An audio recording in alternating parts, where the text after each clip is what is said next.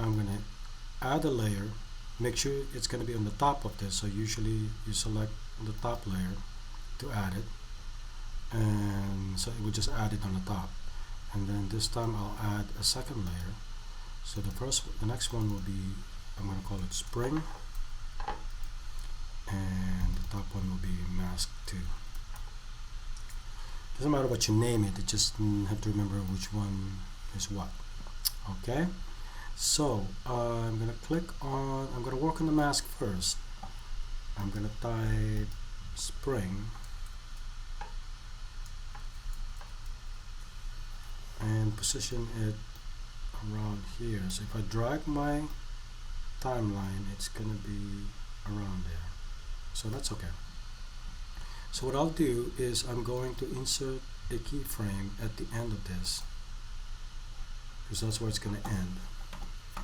And for the first frame, I'm going to make it come from outside and insert a classic tween. So it's going to come in like this, right? Do I have enough room for summer and fall? Maybe I might have to decrease the size of the font, but that's what planning is about, stage and spacing. Okay, so now I will click on the bottom for the spring and import the stage, my spring image. Right now it's here. You're gonna get some kind of jarble like this, just ignore it, just go to timeline. Animate is really particular about how you bring images and stuff.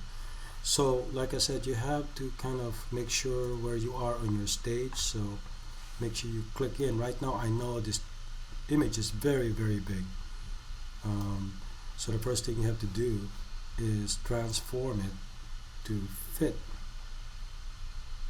Doesn't have to be exact, but you have to be at least close. And so right now my image is coming in like this, and I want to position my text to the most springy color. It has that, I don't know, maybe something like this. Hopefully it picks up some of this purple stuff. Okay, and so when I assign them, as you can guess, mask, and since I already labeled it, I don't have to do it, and double click the spring to be a masked. Okay, so I lock it. This is how they come together, fall and spring. Oops, my final point, you have to unlock it to move it, as you know, is I think my image is too big. So I'm thinking that this is the end of the stage, but it's not. So if you lock it, it's actually off, right? Except the caveat, of course, is you have to unlock it, and in order to move your image. I don't want it grabbing that black too much. So about like this. So I may not have the right image for this, but because I want flowers color. Okay, how about that? And if you lock it, I'm still off. Okay. How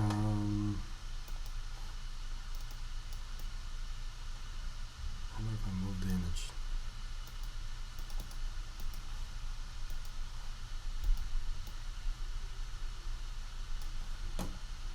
That should be fine now.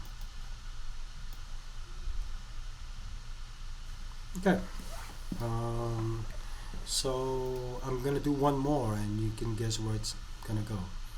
So if I click on the top one, click on the layer, I'm gonna call it winter, and click on another and mask 3. Okay, and so I'm gonna work on the mask of the top. I call it winter. This time you can see what's gonna be around there. It's gonna overlap, so I'm gonna make it maybe go here. I am going to insert the timeline keyframe, but this time my starting point I want to come from the top, and when I insert timeline,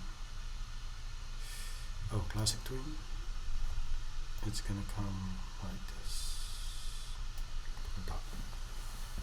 Okay, so you can guess the rest is I'm gonna import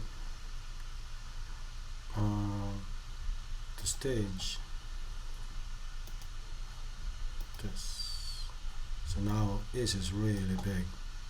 So like I said, you're gonna get garble, go back to the timeline and transform the image so you can see it. It's so big.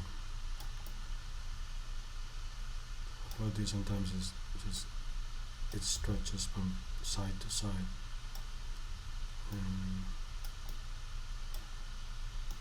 Okay, close enough. A little more. Okay. Then I'm going to insert timeline keyframe here and assign it the top one as a mask, the bottom one as a mask. Okay. And lock it. These are my results. It kind of gets lost there. Okay, and I might as well do the last one. So click that very top one, click on, call it mask 4, and add another layer.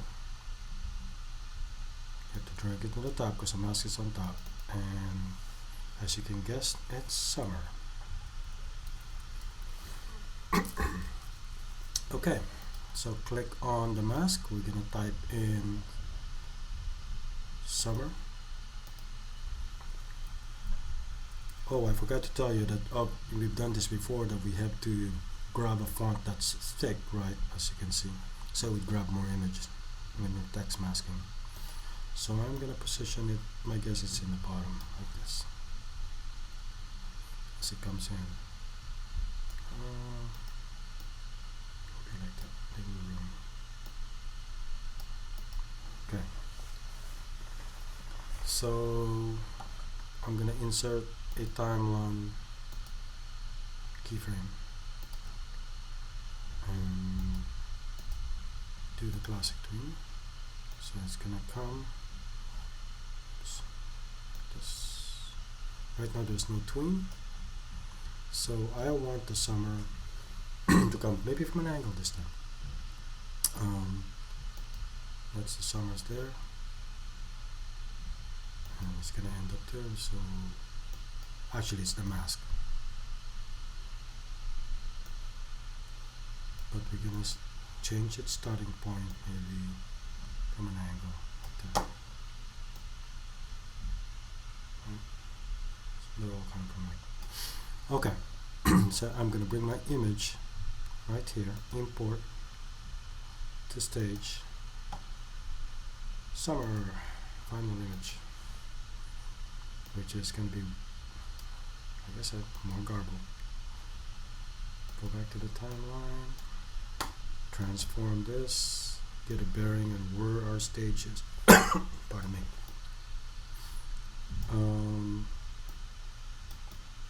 So something like that.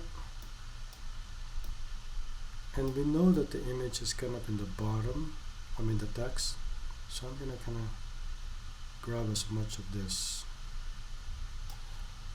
So it goes here. I don't know. Maybe something like this. It's gonna wash out too much if you put too light. Okay, let's see where that goes. And you know the path is gonna travel this way. Yeah. And you can also animate your text, your graphic too if you want. It's not necessary for this project. Okay, So all I have to do now is, as you can guess, it should look like this configuration once I make it a mask and masked. Okay, so once I lock it, they're gonna go like this. Maybe increase it a little bit so you can see. Later on we're gonna increase our stage size. Okay, so our animation goes from, okay. There you go. Then you're gonna export video and make sure you double click on this, or at least name it whatever you want to call it. Seasons masking is what I'm going to call mine, as long as you know what it is and I can recognize it. And put it on, in my case this is in my laptop, so I'll just put it where you want, but you have to put it on your folder where you can find it. Alright, and then when you save it, it's going to give you a dialog. When you export it, it's going to launch this program. You have to click on, right now I have so many things going on here, but you have to click on, in your case you only have one probably, on your file name. That's why it's good to label it. As soon as you select it, I gotta close all this. Oops, sorry. Okay, click on your file name on your file and hit this green play button, and then it's gonna, it's short, so it should have been coded, and that's the format that you want to embed it on your website. So you're doing two things: turn it to Google Classroom, start a page called Animate 2 in your website, and drag an HD video icon and load your video. That's it. Have fun.